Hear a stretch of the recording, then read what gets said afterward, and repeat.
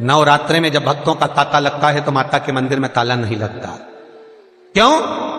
मां कहती है जब मेरा बेटा रात रात भर जगता है तो मुझे तो उसके लिए जगना ही पड़ता है।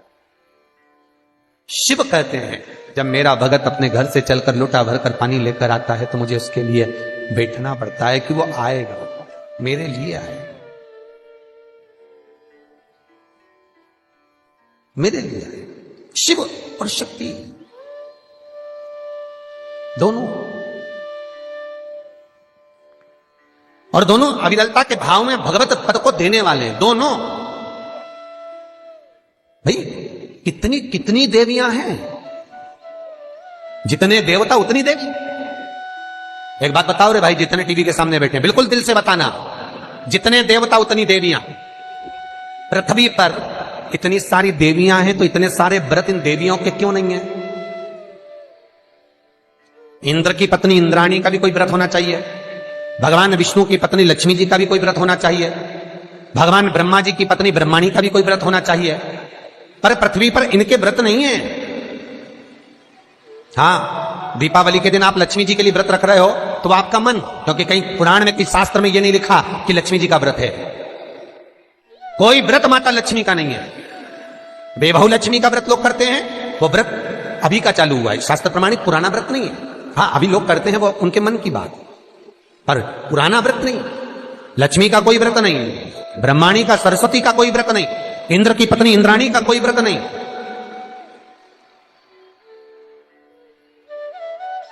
किसी माता का कोई व्रत नहीं है।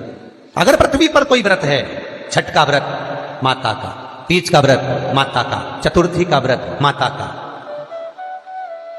तुम जितने व्रत माताएं करती है, जितने व्रत माताएं करती हैं, चतुर्थी हो, तीज हो, छठ हो, जो व्रत माताएं करेंगी वो सारे व्रत केवल मेरी मां जगत जननी दुर्गा भवानी के हैं, किसी के व्रत नहीं। बाकी क्यों नहीं है? किस लिए नहीं है? क्या कर दिया ऐसा देवी देवताओं ने जो इनके व्रत नहीं बने? उसका कारण केवल एक है।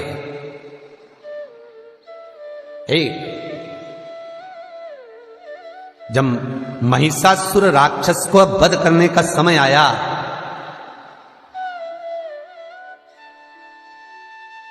और महिषासुर राक्षस कौन? राजा धनु के दो पुत्र रंभ और करम, दोनों तप करने के लिए गए, और तप करने पर दोनों जल के अंदर तप कर रहे थे। एक मगर आ गया, करम को खा गया। रंभ को लगा कि मेरे भाई को मगर ने खा लिया, अब मैं जल में तप नहीं करूंगा। चारों तरफ अग्नि लगाकर रंभ तप कर रहा है संतान की प्राप्ति के लिए, क्योंकि इनकी औलाद नहीं थी। चारों तरफ अग्नि लगाकर जब तप करना प्रारंभ करा तो ब्रह्मा जी प्रसन्न हो गए, मांगो रंभ तुम्हें क्या चाहिए? रंभ ने कहा हमारे घर में औलाद नहीं है, संतान नहीं है, आप कृपा कर दीजिए, दया करिए। ठीक है रंभ, जब तुम तप कर कर उठकर जाओगे, जिसको भी तुम प्रेम से देख लोगे, स्नेह से देख लोगे, जिस पर भी तुम्हारी प्रेम की दृष्टि पड़ जाएगी, उसी से तुम्हारी औलाद हो जाएगी। और रंभ निकलकर तब साधना कर कर रंभ उठकर जा रहा था, सामने से एक महिष निकल कर जा रही थी, एक भैंस निकल कर जा रही थी। उस भैंस को, उस महिष को रंभ ने प्रेम से देख लिया और भैंस का गर्भ टेर गया, क्योंकि इसको वर था। तुम जिसको प्रेम से देख लोगे, जिसको तुम स्नेह से देख लोगे, उसी से तुम्हारी औलाद हो जाएगी। रंभ ने बस उस महिष को, उस भैंस को देख लिया, और उस भैंस को देखा तो उसका गर्भ टेर गया। भैंस चली गई, जहां पर जाना था, जो घर था उसका, जिस खूटे से वो बनती थी, वहां पहुंची तो इसका जो भैंसा था पति, उसने देखा कि मेरी पत्नी का गर्भ ठहर गया। तो गर्भ ठहरा कैसे? इसके गर्भ में किसका बच्चा है? तो भैंसा ने, महिषा ने ध्यान लगाकर देखा कि आखिर इसका गर्भ किसका है, तो उसको मालूम पड़ा कि इसके गर्भ में रंभ का बच्चा है। अब मैं रंभ को छोड़ूंगा नहीं।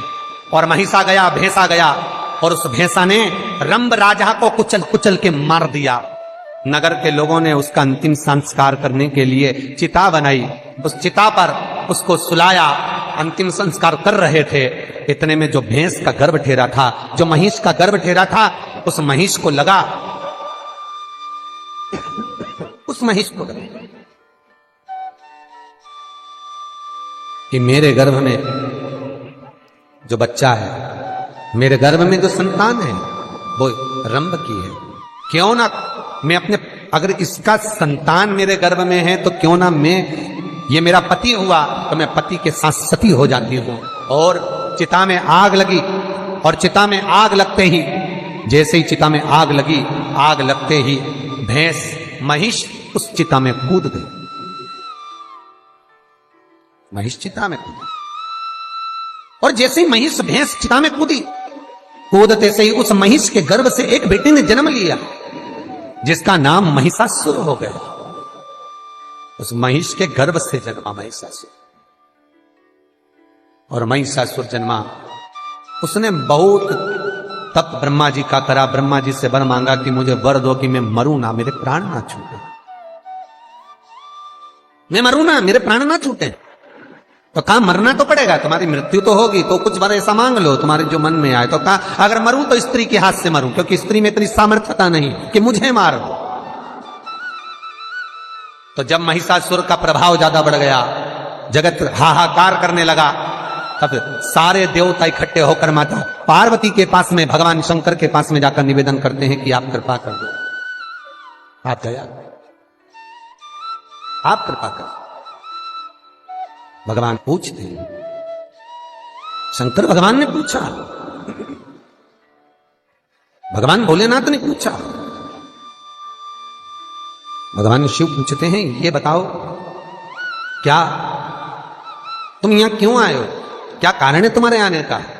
तो सारे देवता कहते हैं हमारे आने का केवल एक कारण है कि पार्वती जी से कहो कि महिषासुर का संहार कर दे, इसको स्त्री ही मार सकती है।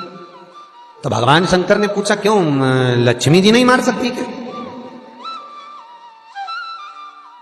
लक्ष्मी जी नहीं मारेंगी इसको? नहीं। तो भगवान शंकर ने भगवान ब्रह्मा से कहा, ब्रह्मदेव आप तो महाज्ञानी महाविद्वान, माता ब्रह्माणी से क्यों नहीं कहते कि वो महिषासुर को मार दे? तो ब्रह्मा जी कहते हैं ब्रह्माणी नहीं मार सकती, क्यों?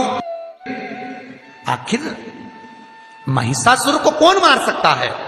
तो भगवान विष्णु ने कहा एक ही है, और वो मेरी जगत जननी जगदम्बा दुर्गा भवानी मां पार्वती है। तो पार्वती क्यों मार सकती है? तो भगवान विष्णु ने कहा पार्वती ने कभी ऊंचे शब्द में बात नहीं करी, पार्वती ने कभी अपने पति से अपशब्द नहीं बोले, पार्वती ने कभी शंकर को आड़ा टेढ़ा नहीं बोला, कभी नहीं बोला। ना पति को अपशब्द बोली, ना आड़ा टेढ़ा बोला, ना श्राप दिया। इसलिए माता पार्वती ही महिषासुर को मार सकती है।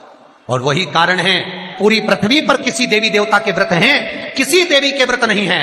पूरी पृथ्वी पर अगर माताएं व्रत करती है तो केवल जगदम्बा दुर्गा भवानी के व्रत है, मां दुर्गा के, मां देवी के व्रत है, पार्वती के व्रत है। क्यों? क्योंकि पार्वती ने अपशब्द कभी शंकर को नहीं कहे थे, उनका सात्वित्व प्रबल था। व्रत तो आपके भी चालू हो जाए साहब, अगर आप अपने पति से अपशब्द ना कहें तो व्रत तो आपके भी बन जाए, आपकी भी एक पोथी लिखा जाए। व्रत नहीं है, अपशब्द कहना बंद करो। व्रत तो महिषासुर को अगर कोई मार सकती है तो दुर्गा मार सकती है। तो शंकर जी बोले उसको तो गुस्सा ही नहीं आता, तो मारेगी क्या? उसको तो क्रोध ही नहीं आता, तो वो महिषासुर को क्या मारेगी? भगवान विष्णु बोले भोलेनाथ जी से, भोलेनाथ जी क्रोध तो दिलाना पड़ेगा। तो शंकर भगवान बोले गुस्सा कैसे दिलाते हैं बताओ? तो भगवान विष्णु बोले एक काम करो, तुम जाके पार्वती माता के बाप को बखानो। जब किसी लड़की के माता के बाप को बखानते, पिता को बखानते, तो उसको गुस्सा जल्दी आता है, जाओ तुम। अब भगवान शंकर अंदर गए, पार्वती जी तो आकड़िया की रोटी बनाई, काकड़िया की साग, और परसे माता पार्वती जी पावे भोलानाथ मन शिव रटोरे, छोड़ दो कपट मन शिव रटोरे। माता पार्वती जी ने आकड़िया की मतलब कंडा जलाकर रोटी बनाई है, और आकड़िया की रोटी बनाई, काकड़िया की साग भगवान शंकर जी पा रहे थे, और माता पार्वती थेप थेप के रोटी बना रही थी। इतने में शंकर भगवान बोले पार्वती एक जन्म तेरा पहले सती के रूप में हुआ था, तेरा अपमान हुआ, तेरे पिता ने तेरा सम्मान नहीं करा, आखिरी में तुझे मरना पड़ा, तेरे प्राण छूट गए, तू भस्म हो गई। तो पार्वती जी बोली फालतू की बात बिल्कुल मत करो, ये सब तुम्हारे कारण हुआ। अगर तुम मेरे साथ चलते तो मेरे बाप की हिम्मत नहीं थी कि कुछ बोल देता, तुम चले क्यों नहीं साथ? शंकर भगवान फिर बाहर निकलता है। भोलेनाथ जी से भगवान विष्णु ने पूछा क्रोध आया? नहीं आया। क्यों? वो कह रही तुम्हें साथ चलना था, तुम्हें जलती नहीं।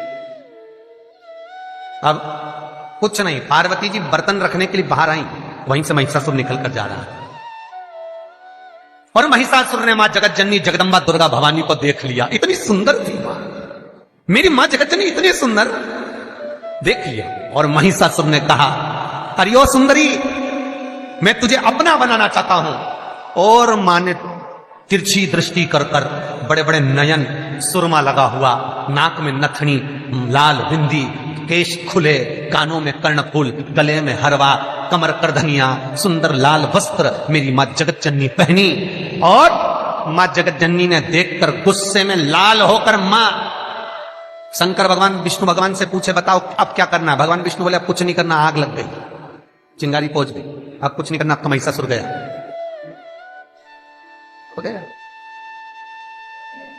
और इतने में महिषासुर हंसने लगा।